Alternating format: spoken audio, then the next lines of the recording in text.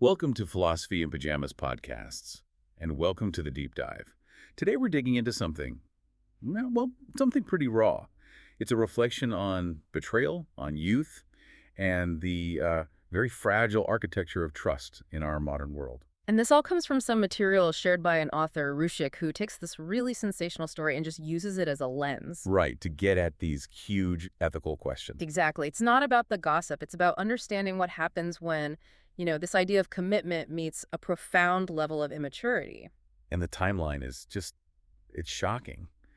We're talking about a marriage that starts under this, beautiful canopy of lights and celebrations. And it dissolves. In less than 7 days. It's like watching a house burn down while the paint is still drying. That image is perfect. It's a failure of the foundation from the very first moment. And for you listening, this story really forces you to ask, what is the true weight of your own choices?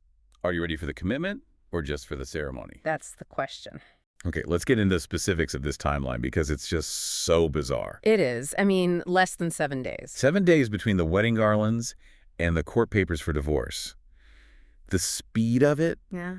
it feels less like a breakup and more like a detonation. It was an immediate catastrophe, and the reason is that the betrayal was already there. It was there before the vows were even spoken. And the catalyst, the thing that blows it all up, is the bride being caught with the husband's closest friend. His closest friend. And this is the part that just elevates the damage. Because they weren't strangers. No, not at all.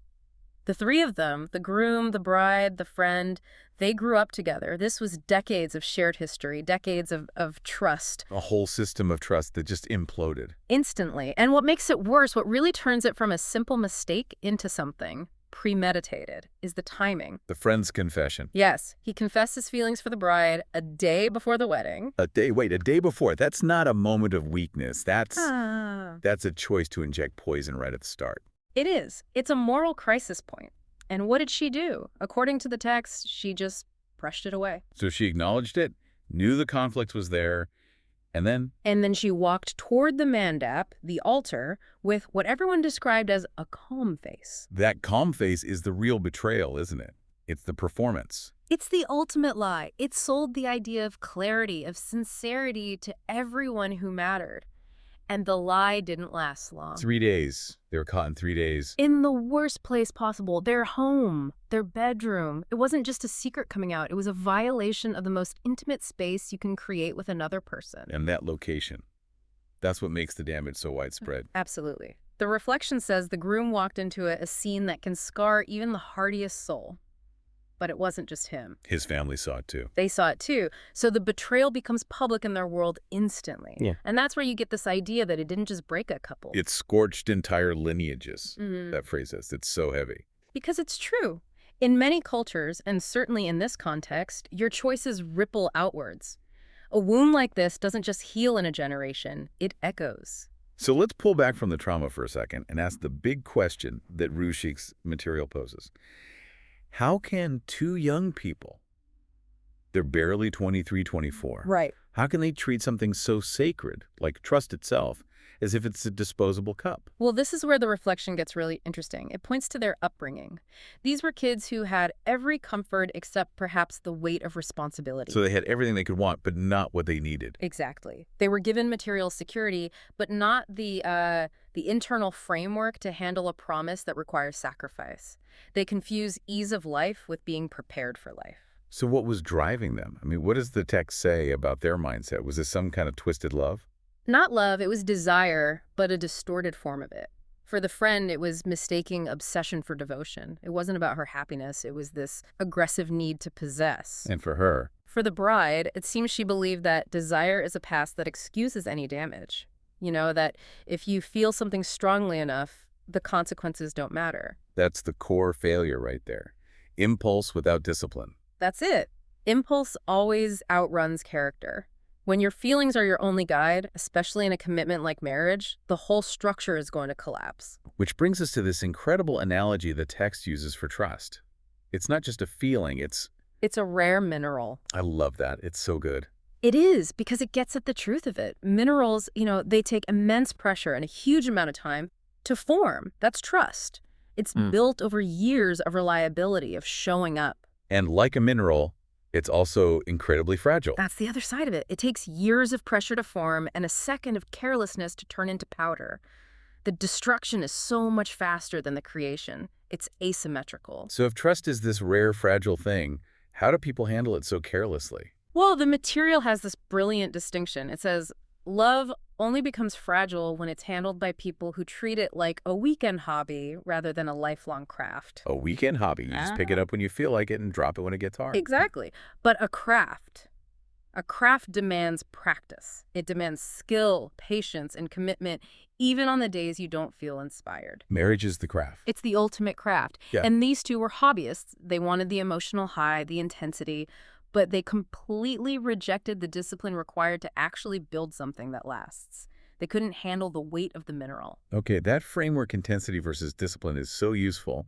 Let's shift now to the person who was betrayed, to the groom. The reflection really captures that moment when the world he had rehearsed in his mind collapsed. And that's such a perfect way to put it. Betrayal isn't just about the past. It shatters your imagined future. And the text makes it clear. No amount of money or privilege prepares you for betrayal that sits so close it shares your wardrobe. That proximity is everything. It's not an enemy from outside. It's the two people in your inner sanctum. Collaborating on your destruction, it's an unimaginable wreckage. But then the reflection does something really powerful. It pivots. It finds this strange, hard-won grace in the collapse. The wisdom of the wreckage. Exactly. The idea that those who go through this carry a strange wisdom in their bones.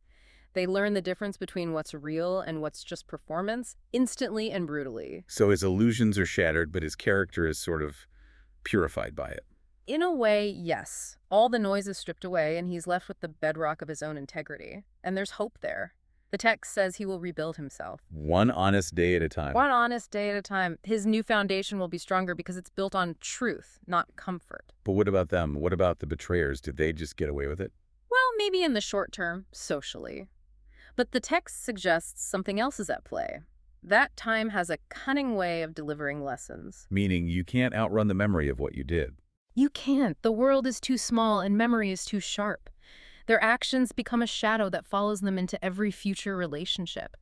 How can you build trust with someone new when you carry the knowledge that you're capable of destroying it so completely? You've fundamentally broken your own ability to trust and to be trusted. That's a profound consequence. It is. So bringing this all together, what does this one failure mean for the idea of marriage itself?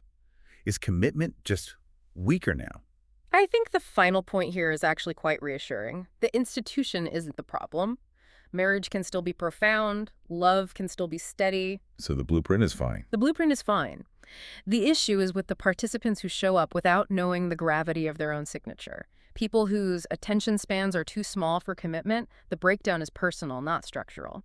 So if we boil this all down, the single powerful lesson from this whole deep dive, Yeah. it really is that distinction, isn't it? It is. The difference between intensity, which is that youthful, fleeting emotion, that rush, and loyalty, which is disciplined character. It's the commitment to the craft. Knowing which one is in the driver's seat when you make your biggest choices, well, that's everything. And that leads us to the final thought from this reflection. It's a haunting one, something for all of you to just sit with. And choices always return. One day or another, they knock. A profound thought on which to end. Thank you for joining us. If this discussion resonated with you, encourage people to like, share, and subscribe our YouTube channel and follow Rushik on medium.com/RushikRoll. We'll see you next time.